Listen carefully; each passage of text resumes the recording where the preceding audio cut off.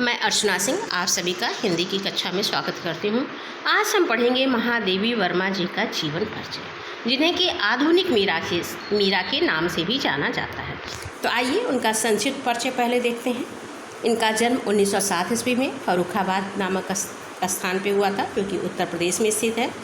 महादेवी वर्मा जी के पिता का नाम श्री गोविंद सहाय और माता का नाम श्रीमती हेमरानी। आप उत्तर प्रदेश विधान परिषद की सदस्या भी रहीं। आपकी भाषा संस्कृतनिष्ठ खड़ी बोली है। आपकी शैली है मुक्तक गीत काव्य की प्रवाहमयी सुव्यवस्थित शैली। अब आइए विस्तार से आधुनिक मीरा के नाम से प्रसिद्ध महादेवी वर्मा जी का जीवन परिचय समझते हैं। आधुनिक मीरा के नाम से प्रसिद्ध महादेवी वर्मा का जन्म सन 1907 ईस्वी में होली के दिन फर्रुखाबाद उत्तर प्रदेश में हुआ था। इनके पिता श्री गोविंद सहाय इंदौर के एक कॉलेज में अध्यापक थे तथा माता सरल हृदया धर्मपरायणा महिला थीं। महादेवी बड़ी कुशाग्र बुद्धि बालिका थीं और बचपन से ही माँ से रामायण महाभारत की कथाएं सुनते रहने के कारण इनके मन में साहित्य के प्रति आकर्षण उत्पन्न हो गया। परिणाम स्वरूप मौलिक काव्य रचना इन्होंने बहुत छोटी आयु से आरंभ कर दी। इन्होंने प्रयाग विश्वविद्यालय से संस्कृत में एमए किया। 9 वर्ष की छोटी उम्र में ही इनका विवाह हो गया था, किंतु इन्हीं दिनों इनकी माता का स्वर्गवास हो गया। इनके पति डॉक्टर थे, परंतु दाम्पत्य जीवन में इनकी रुचि नहीं थी। इनके जीवन पे महात्मा गांधी का और कला साहित्य साधना पर कविंद्र रविंद्र का प्रभाव पड़ा। इन्होंने नारी स्वतंत्रता के लिए संघर्ष किया, परंतु अपने अधिकारों की रक्षा के लिए नारियों का शिक्षित होना आवश्यक है, यह बताया। कुछ वर्षों तक महादेवी जी उत्तर प्रदेश विधान परिषद की मनोनीत सदस्या रहीं। दर्शन, संगीत तथा चित्रकला में इनकी विशेष अभिरुचि थी। भारत सरकार ने इन्हें पद्म भूषण अलंकार से सम्मानित किया। ये प्रयाग महिला विद्यापीठ की उप कुलपति पद पर भी आसीन रहीं। इनका देहावसान 1987 ईस्वी में प्रयाग में हुआ। जन्म 1907 ईस्वी में और मृत्यु 1987 ईस्वी में। महादेवी जी आधुनिक हिंदी साहित्य के निर्माताओं में महत्वपूर्ण स्थान की अधिकारिणी हैं। प्रसाद, पंत, निराला तथा महादेवी वर्मा छायावाद युग के इन 4 महान कवियों को बृहद चतुष्टयी के नाम से जाना जाता है। महादेवी जी ने मैट्रिक परीक्षा उत्तीर्ण करने के पश्चात ही काव्य रचना प्रारंभ कर दी थी। करुणा एवं भावुकता इनके व्यक्तित्व के अभिन्न अंग थे। जहाँ एक ओर इन्होंने काव्य में इन भावनाओं की अभिव्यक्ति हुई, वहीं दूसरी ओर इनकी ये भावनाएं संपर्क में आने वाली पीड़ित एवं दुखी व्यक्तियों को भी प्रेम एवं सहानुभूति से प्रभावित करती रही हैं। इनके द्वारा रचित काव्य में रहस्यवाद, वेदना एवं सूक्ष्म अनुभूतियों के कोमल तथा मर्म स्पर्शी भाव मुखरित हुए हैं। इनकी रचनाएं सर्वप्रथम चांद पत्रिका में प्रकाशित हुईं।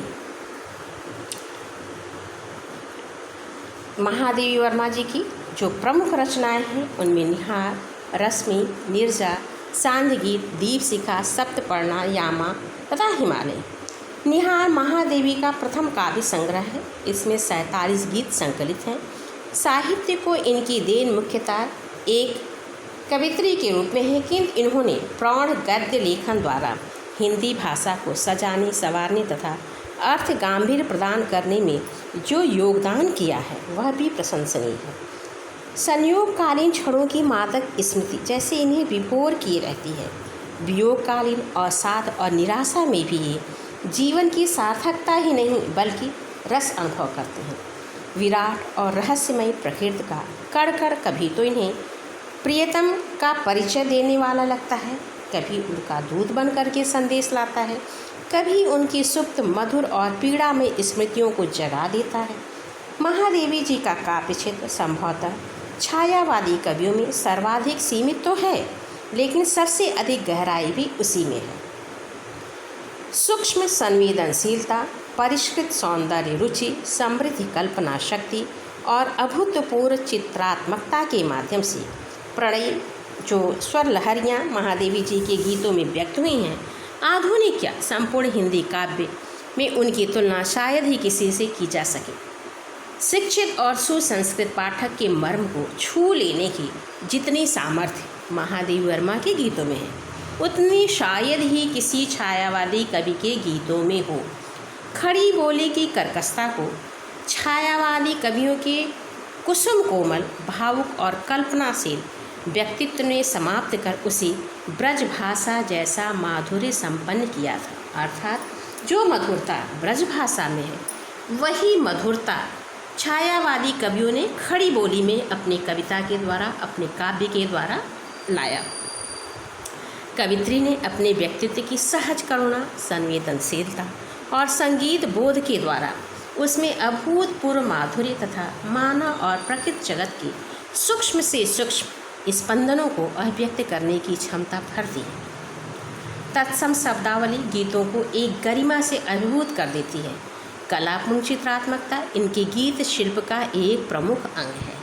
अलंकार और लक्षणा तथा व्यंजना का चमत्कार इनके काव्य में प्राप्त होता है। प्रणयी जीवन के हास अश्रु की अभिव्यक्ति इनके काव्य की सीमा रेखा मानी जा सकती है। सामयिक जीवन की प्रतिच्छवि का नितांत अभाव वास्तव में बड़ी खटकने वाली चीज़ है।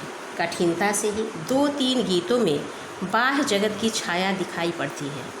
आश्चर्य होता है यह देख करके कि कवित्री की गद्य रचनाओं तथा सामाजिक जीवन में जो समृद्ध चेतना पर्याप्त मात्रा में मिलती है, उसकी कोई छाया रेखा भी गीतों में खोजे नहीं मिलती। व्यक्तित्व का ऐसा कठोर विभाजन अभूतपूर्व है।